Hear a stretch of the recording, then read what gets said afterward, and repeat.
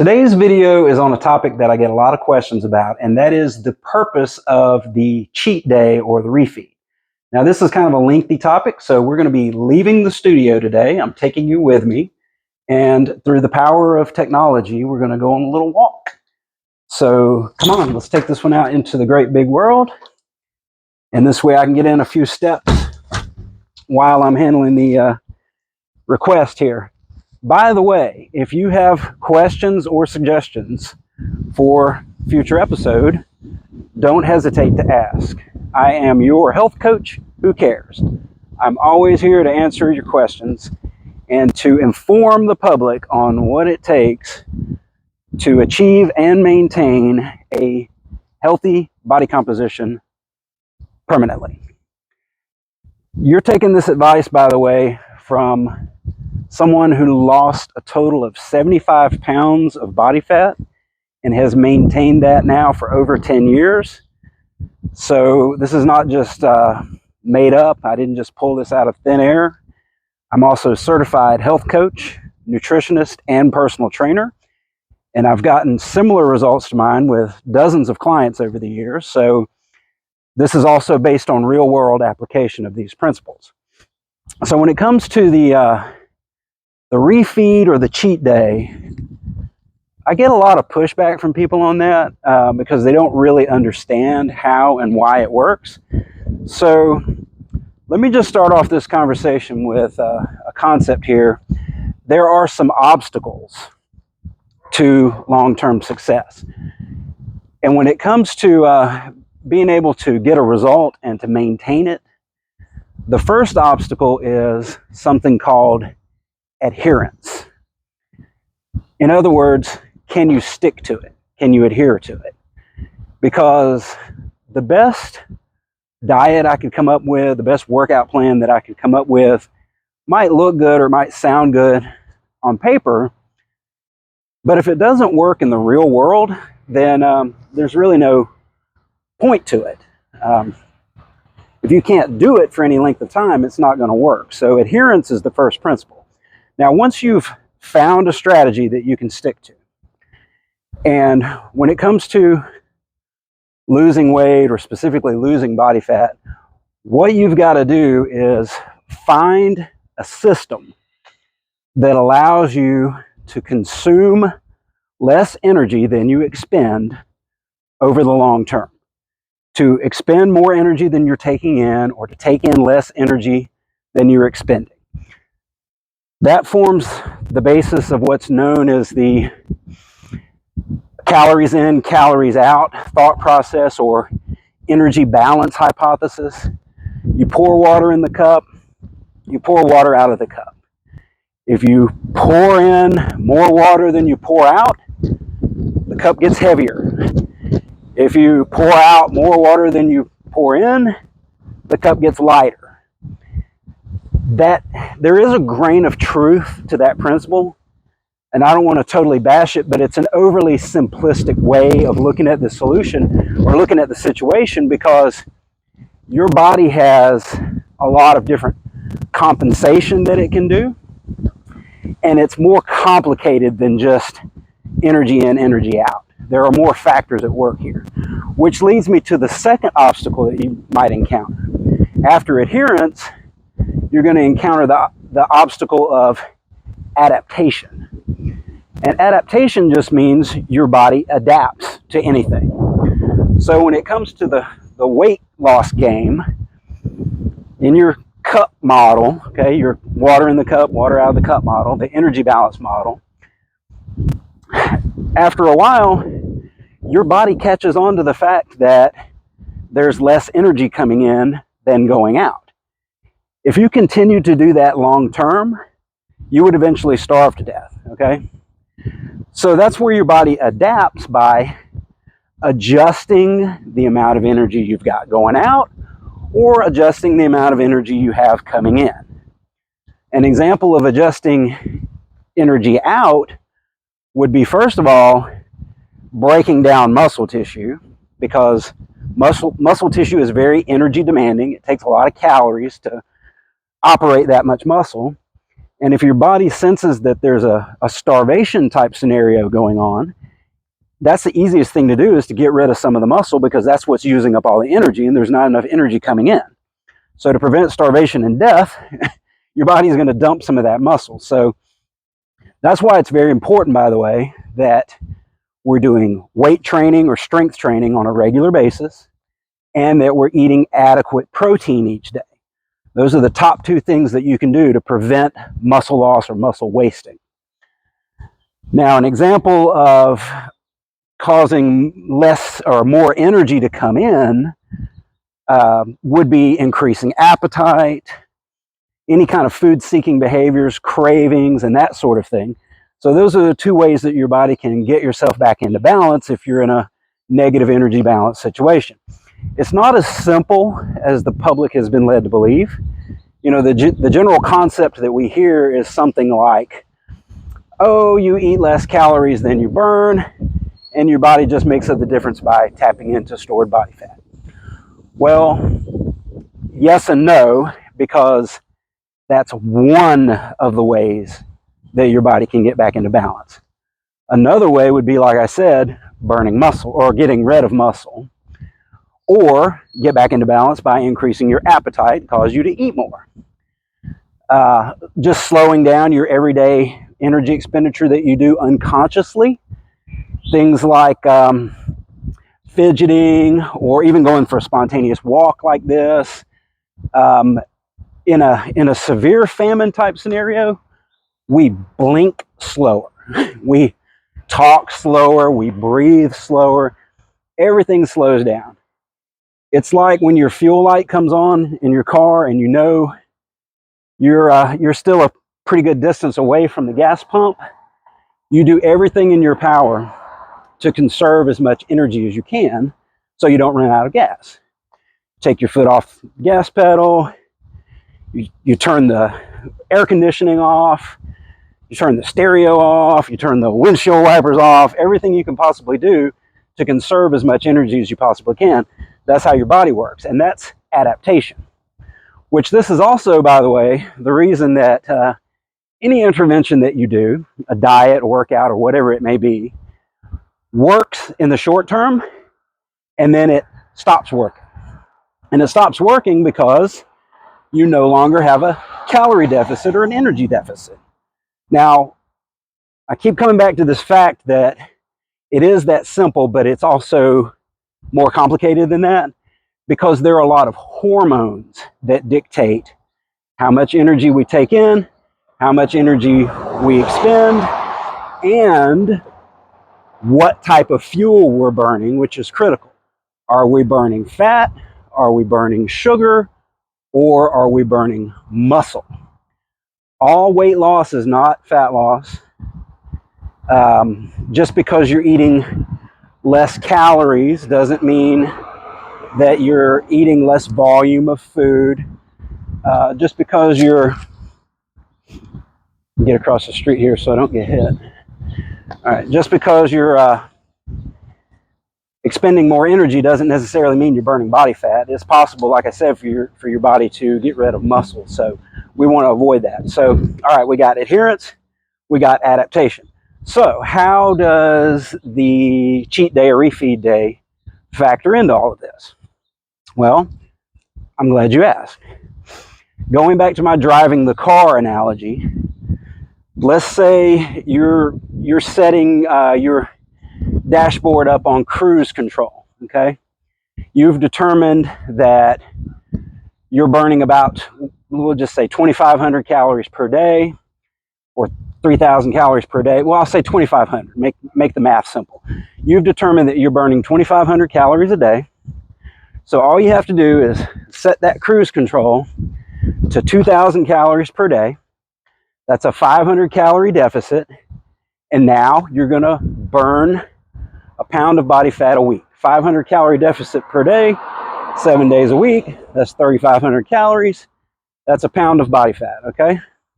Simple enough. So you set your cruise control, which I want to go ahead and tell you up front, that's one of the worst things you could possibly do, because your body thrives on the unpredictable, we'll say. And I'll come back to that point in a minute. So anyway, you do that. You set your dashboard up. Okay, 55 miles an hour. I'm under the speed limit. Let's go. Okay. At some point in time, you're gonna slow down. You're gonna tap into your stored body or battery power. I use my other analogy here. Glucose is like gasoline. Body fat is like battery power. Your body is like a hybrid engine that can run on either type of fuel. And you only tap into body fat or battery when the gas tank is low. When the carbohydrate or the glucose is not available, then and only then does your body switch over to burning fat, provided that you're in a total calorie deficit or energy deficit. Now, it is possible, it's not optimal, but it is possible to burn stored body fat for fuel on a high carbohydrate or moderate carbohydrate way of eating if you are in a total calorie balance, negative calorie balance. That's true. But it only happens when and if your insulin, which is the governor on our engine here, when your insulin gets low enough, you can tap into stored fat, and that usually only happens while you're asleep. So, make things easier on yourself. Don't fill up the tank every 20 miles because you've got hundreds of miles worth of fuel even when the tank gets low. So to prevent all this from happening, to prevent this adaptation from occurring, 2 days a week, okay, we're going to rev up the gas. We're going to give that car a little push. That's what those high calorie, high carb days are all about. So remember the pattern here. It's 5 low carb meals, 5 days a week, 2 low carb meals a day, or high carb meals rather, 2 days a week. 5 low, 5 days a week, 2 high, 2 days a week. That little push is enough to rev up the engine. It's going to help you to produce some hormones that deal with energy expenditure and appetite regulation, like I was talking about earlier. It's going to help manage your ghrelin levels, your leptin levels, your insulin levels, your cortisol, all of these stress hormones that start spiking when you go into a negative calorie type situation, when you go into a low calorie or intermittent fasting or whatever method you want to use, or exercising more, or some combination of those things. Whatever method you're using works until it doesn't. So rev up the engine a couple days a week. That's going to allow you to coast a little more. I hope my analogy makes sense here. And that is the antidote to adaptation, which, okay, in terms of my, I like to think in threes. There is, what I say was the first one, adherence, adaptation, adjustment. That's the cycle. Adherence, adaptation, adjustment. Repeat. Adherence, adaptation, adjustment. Find something you can stick to it until it doesn't work anymore. Then you change your approach and find something else you can stick to until it stops working. So even the best plan in the world is only going to work temporarily. But that's part of the game, is figuring out how to master the next level, because what got you to this point may not get you to the next point. And honestly, anything can work in the short term, okay? Right now I'm talking about intermittent fasting, which is a principle that I use for myself and for clients, basically layered on top of the reshape diet that I outlined there. 5 low carb days, 2 high carb days. The intermittent fasting is going to help further decline the amount of energy coming in. It doesn't do a whole lot to rev up the energy out. So this is working on the energy inside of things. We're just skipping 2 or 3 meals 3 days a week, okay? So on those days, that's about a 60% reduction in calories for now, until the body adapts to it. Then it may only be a 50% or 40% reduction. So what most people think to do at that point in time is I'll just exercise more and eat even less. I'll fast 20 hours instead of 18. I'll fast 5 days a week or 6 days a week, or I'll do it every day. That'll work again for a little while until your body adapts, and then you're going to adjust.